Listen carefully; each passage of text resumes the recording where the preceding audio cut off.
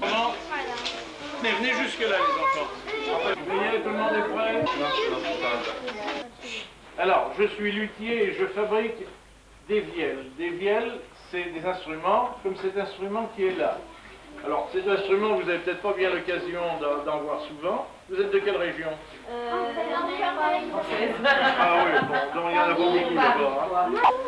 Alors, ces vielles, c'est un instrument qui n'est plus bien connu maintenant, mais c'est un très très vieil instrument. C'est plus ancien que les violons, c'est plus ancien que les guitares.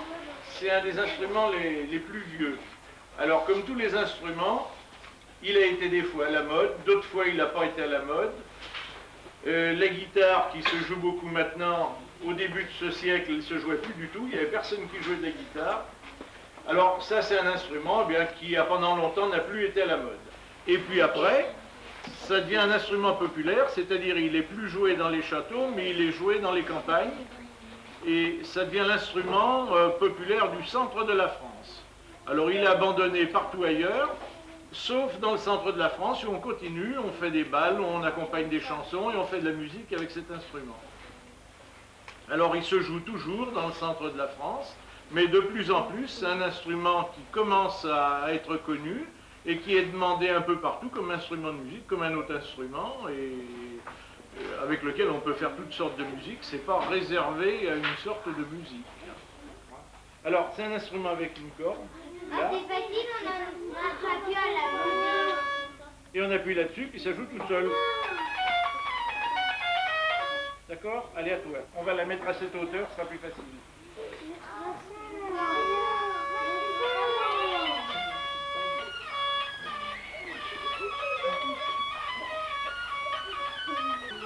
C'est très moderne ce que tu nous joues. Hein? Allez, un autre.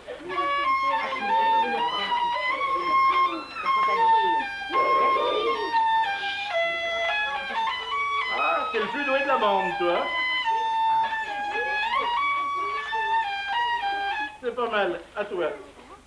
Je suis arrivé d'une manière curieuse parce que c'était le début de l'industrialisation de la menuiserie et j'avais quelques petits problèmes de trésorerie, puisque le travail marchait nettement moins bien. Et un groupe folklorique là, de Saint-Rémy-en-Rollat est venu me demander de donner des leçons de vielle, puisqu'ils avaient appris que je jouais de la vielle si je voulais. Enfin. Mais ce qui s'est passé, c'est par contre qu'il y avait des jeunes qui étaient très très intéressés et qui voulaient absolument des vielles. Alors on a cherché des vielles anciennes, on a trouvé quelques épaves qui n'étaient pas réparables. Alors on m'a demandé si je pourrais pas essayer d'en faire une. Comme j'étais menuisier, après tout, pourquoi pas. Alors j'ai essayé d'en faire une, elle jouait, elle joue encore d'ailleurs, je connais très bien la personne qui l'a, elle joue encore. Puis on m'en a demandé une seconde, puis une troisième, puis on m'en a demandé beaucoup.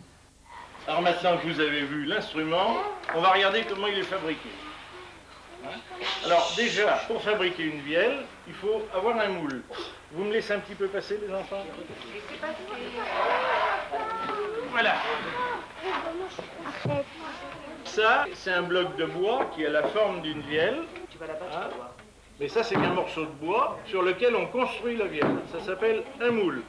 Alors on met un morceau de bois ici qui s'appelle le tasseau et un morceau de bois là qui s'appelle le talon. On le fixe ici, on fixe l'autre là, et puis dessus, on met des lames qu'on colle, qu'on ajuste et qu'on colle les unes à côté des autres. Ça, c'est le démarrage. Hein, là, elle est commencée. Ça et ça, c'est fixé sur le moule avec des vis. Là, je l'ai laissé comme ça pour qu'on puisse l'enlever et que vous puissiez voir. Hein. Alors après, eh bien, on a obtenu la caisse. Là, quand c'est terminé, on l'enlève de dessus le moule et on a la caisse de la vielle. Alors voilà pour les bois. Alors après, il y a d'autres bois qui sont employés, mais c'est uniquement décoratif. Ça, c'est de l'ébène, c'est du bois noir qu'on trouve dans les pays chauds. Après, on utilise aussi d'autres matériaux qui sont peu employés à part en lutherie, c'est-à-dire tout ce qui est blanc ici, c'est de l'os. De l'os de bœuf qui est bouilli, lavé, et puis qu'on a travaillé, puis ça donne ça. Alors c'est joli, c'est plus joli, et ça vieillit bien, alors que le plastique vieillit en principe assez mal. Alors, quand on a fini la caisse de la vielle, on met des pièces de bois, comme ça, qui s'appellent des barrages, qu'on met à l'intérieur. On en met 3, 1, 2 et 3. Dessus, on met une plaque de sapin, on met la roue, l'axe, la manivelle, on fait le clavier. La lutherie, c'est toujours perfectible.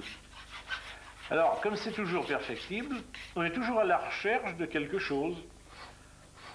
On recherche le Graal continuellement.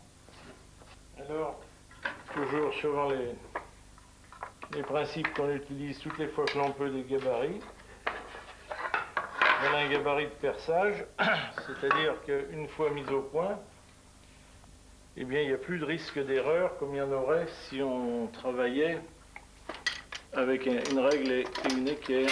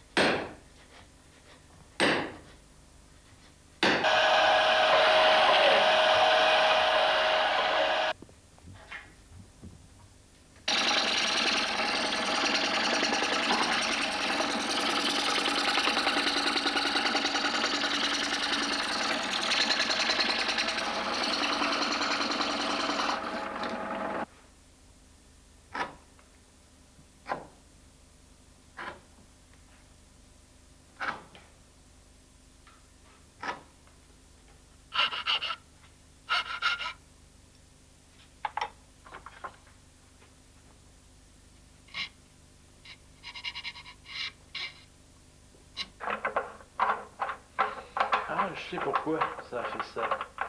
C'est la bague. J'avais pas fait d'avancée à la bague, si bien que j'ai appuyé sur le roulement et pas sur l'axe. T'as pensé le milieu là pour mettre ton panier? Non, non, mais la bague, j'ai fait un truc comme ça, un épaulement. L'épaulement, je l'ai fait qu'après. Alors au départ, j'ai appuyé contre le roulement et pas contre la bague. Si bien que je suis arrivé, à hauteur du roulement, il restait encore à rentrer dans l'intérieur. Quand on arrive ici à ce stade-là, on arrive déjà à se faire une opinion de ce que sera l'instrument.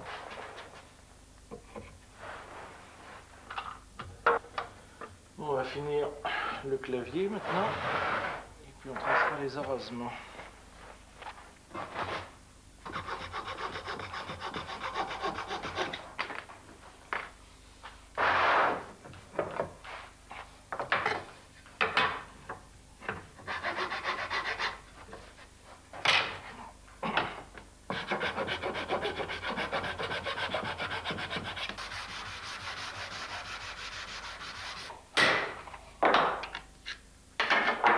Et voilà, pour l'éternité.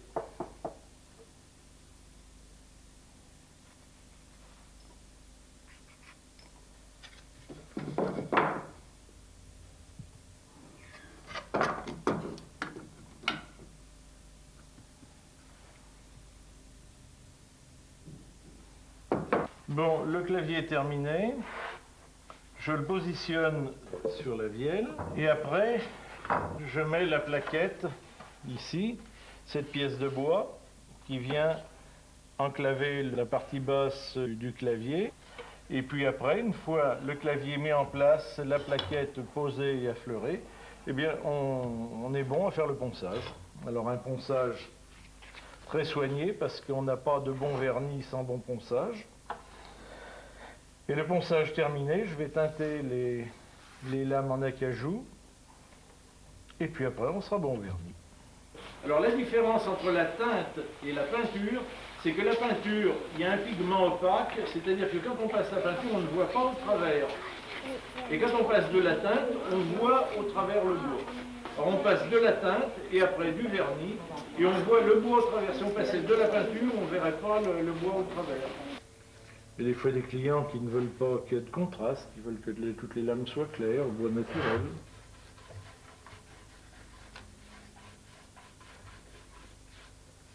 Mais dans la majorité des cas, on les teinte foncées comme ça.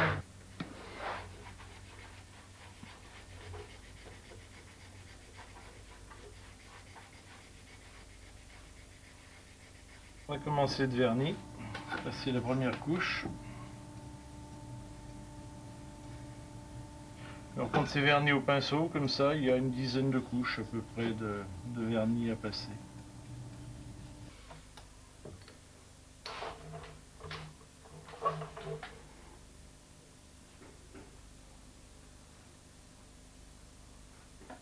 Alors il y a aussi beaucoup de décorations. On nous demande assez souvent des décors dessus, c'est-à-dire des marqueteries pour faire plus joli.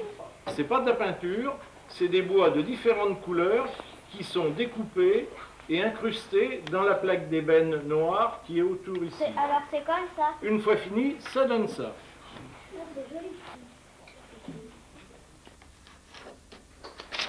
Bon, je vais positionner la photocopie sur le plaquage.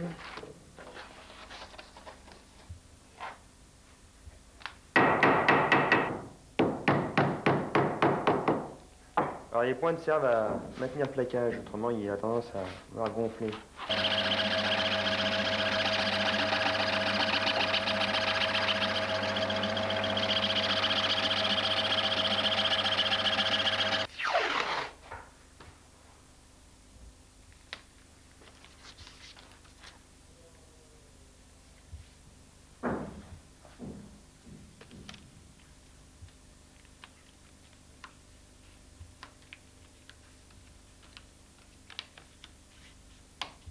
Bon, à présent, une fois, je vais finir l'autre. Et puis une fois que l'opération va être terminée, là, je vais mettre le... Je vais mettre le mastic.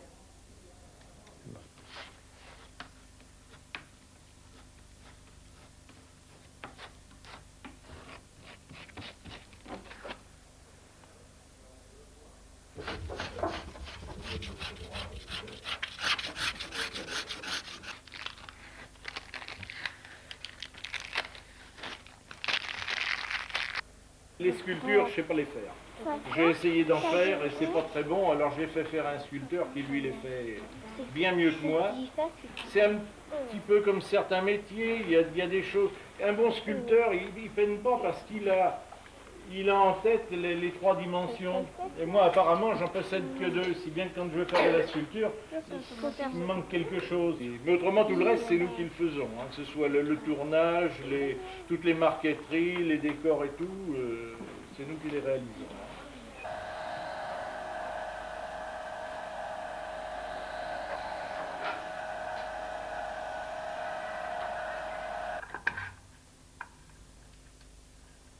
Bon, là on a fixé le cordier avec un outil bien particulier à la vielle. Il a pour fonction de tenir appuyé le cordier qu'aucun autre outil pourrait permettre de tenir en pression.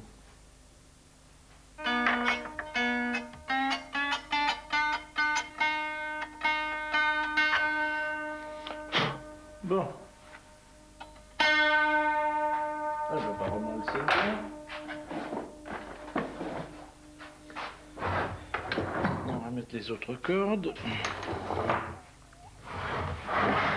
Ah non, avant de mettre les autres cordes, on va mettre la cheville, le réglage du chien. Voilà. Sur la cororée, on a deux chanterelles. Une chanterelle avec une corde fine qui est aurée quatrième ligne. Et on a la deuxième chanterelle qui est aurée une octave au-dessous, donc ça fait une corde beaucoup plus grosse et puis moins tendue. Un petit peu de cellophane. Et on va entendre les premiers vagissements.